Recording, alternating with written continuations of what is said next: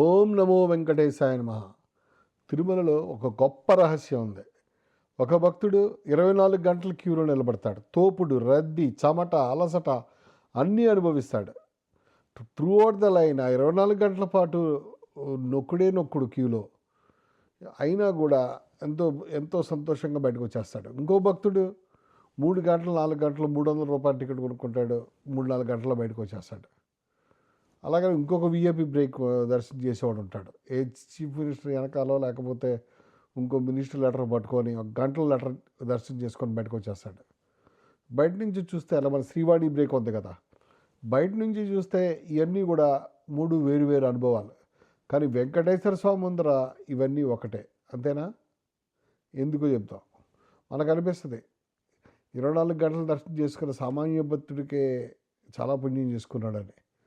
VIP break చేసుకున్నవాడు అనవసరం అని రకరకాల ఆలోచనలు మనం ఉంటాం. కానీ వెంకటేశ్వర స్వామి ముందర ఆయన నీ క్యూలో ఏ క్యూలో వచ్చావు, నీ టికెట్ ఏంటి, ఎంతసేపు లైన్లో నుంచున్నావు అది చూడటం.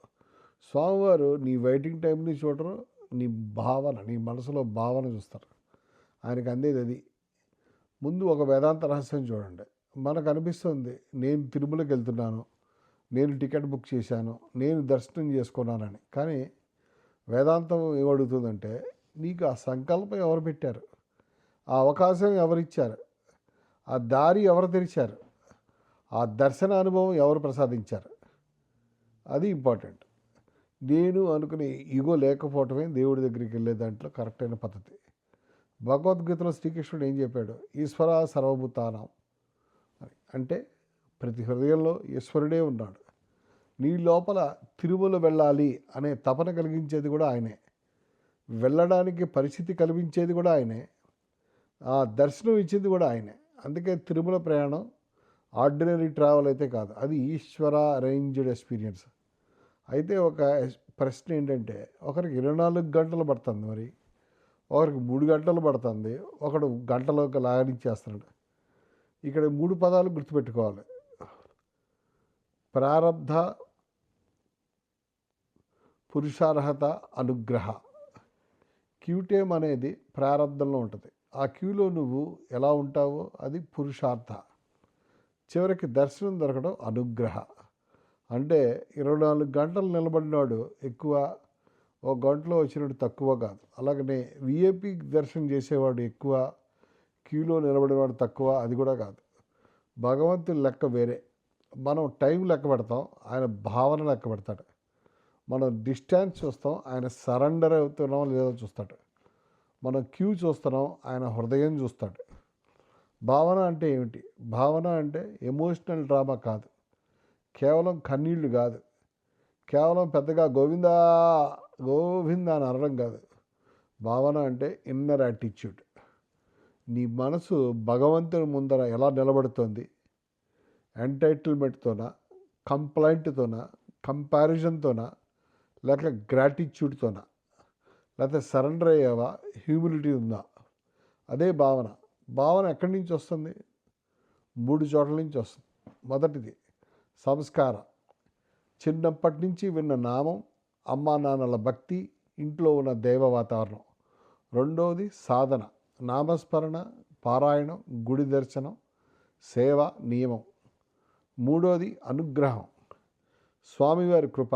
మనం సాధన చేస్తాం, కానీ భావన పుష్పంలా వికసించేది ఆయన అనుగ్రహంతో. ఇప్పుడు ఈ 3 ఎగ్జాంపుల్స్ చూద్దాం. మొదటి భక్తుడు 24 గంటల క్యూ. ఇప్పుడు కొన్ని ఎగ్జాంపుల్స్ చూద్దాం. మొదట భక్తుడు 24 గంటలు సర్వదర్శనం చేస్తుంది, 24 గంటల క్యూలో ఉండే భక్తుడు. అతనికి శరీరం కష్టం ఉంటుంది, కాళ్ళు నిద్ర లేదు, రద్దీ లేదు. కానీ అతని భావన ఇలా ఉంటే, కానీ ఇది నా పరిస్థితి కాదు, ఇది నా తపస్సు, ఈ రేటు నా పరిస్థితి కాదు, ఇది నా ప్రిపరేషన్. ఈ గ్రౌండ్లో కూడా నువ్వే ఉన్నాయి, ఈ పోటీల్లో కూడా నా అధికారం తగ్గుతుంది. ఆ భావన సూపర్ హిట్. అప్పుడు ఆ 24 గంటలు సఫరింగ్ కాదు, అది సాధన అవుతుంది. అతను కేవలం క్యూలో నిలబడలేదు, తన ఈగోని స్వామివారి ముందర మెల్ట్ చేశాడు. అదే 24 గంటల భావన. రెండో భక్తుడు 3 గంటలు రూ. 300 టికెట్. అతను కూడా ఆర్డినరీ డెవోటీ. ఫ్యామిలీతో వస్తాడు. హెల్త్ లిమిటేషన్స్ ఉండొచ్చు, వర్క్ రెస్పాన్సిబిలిటీస్ ఉండొచ్చు, పిల్లలు ఎల్డర్స్గా ఉండొచ్చు. అతనికి భావన ఇలా ఉంటే, స్వామి నా శక్తి మేరకు నేను వచ్చా, నా కెపాసిటీ మేరకు నేను నిలబడ్డాను, నేను ఎవరికంటే ఎక్కువ కాదు, ఎవరికంటే తక్కువ కాదు, నీ ముందు నేను భక్తుడు మాత్రమే. సరే, మూడో భక్తుడు విఐపి. విఐపి దర్శనం అంటే స్పిరిచువల్ సుపీరియారిటీ కాదు, అది ఒక ఫెసిలిటీ మాత్రమే. ఏజ్ ఉండొచ్చు, హెల్త్ లిమిటేషన్ ఉండొచ్చు, అఫీషియల్ రెస్పాన్సిబిలిటీ ఉండొచ్చు, టైం కన్స్ట్రైన్ ఉండొచ్చు, కానీ లేదా సోషల్ పొజిషన్ వల్ల ఆపర్చునిటీ వచ్చి ఉండొచ్చు. స్వామి నువ్వు నాకు కన్వీనియన్స్ ఇచ్చావు, దీంతో నాకు ఇగో రాకూడదు, క్యూలో ఉన్న భక్తుల కంటే నేను గొప్పవాడిని కాదు, నువ్వు నాకు త్వరగా దర్శనం ఇచ్చావంటే అది నా ప్రివిలేజ్ కాదు, నీ గ్రేస్, అది ఇంపార్టెంట్. నేను విఐపి బ్రేక్ దర్శనాలు, ఈ శ్రీవాణి దర్శనాలు చేసుకున్నప్పుడు నేను ఫీల్ అయింది అదే, స్వామివారు నాకు ప్రమోషన్ ఇచ్చాడు అనిపించింది నాకు.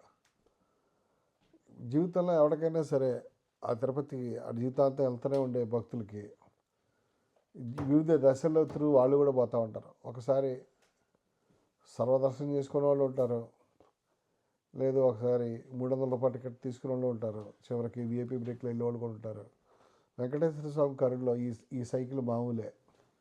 అయితే అన్నిటికంటే ముఖ్యం ఏంటంటే, వెంకటేశ్వర స్వామిని మనం కన్న తండ్రిలాగా భావించడం, అంతకంటే ఏం లేదు. 24 గంటలు నిలబడు, 3 గంటలు నిలబడు, విఐపిగా వచ్చి వెళ్ళు, నీకు మనసా వాచా కర్మణ నువ్వు దేవుడి తండ్రిలాగా చూస్తే నీకు అందులో డౌటే లేదు. తల్లి ఒక పిల్లాడికి అన్నం పెడుతుంది, ఇంకో చిన్న పిల్లాడికి పాలు ఇస్తుంది, ఇంకొకటికి మెడిసిన్ ఇస్తుంది. అంటే తల్లి ప్రేమ అన్ఈక్వలా? కాదు కదా. అలాగే ప్రతి బిడ్డకు అవసరమైన విధంగా తల్లి ఇస్తుంది. అలాగే స్వామివారు కూడా ప్రతి భక్తుడికి అతని ప్రారంధ, కెపాసిటీ, మెచ్యూరిటీ, భావన ప్రకారం అనుభవిస్తాడు. Grace same, packaging different. భగవంతుడి గ్రేస్ ఎప్పుడు సేమ్, జస్ట్ ఆ ప్యాకేజింగ్ డిఫరెంట్గా ఉంటుంది.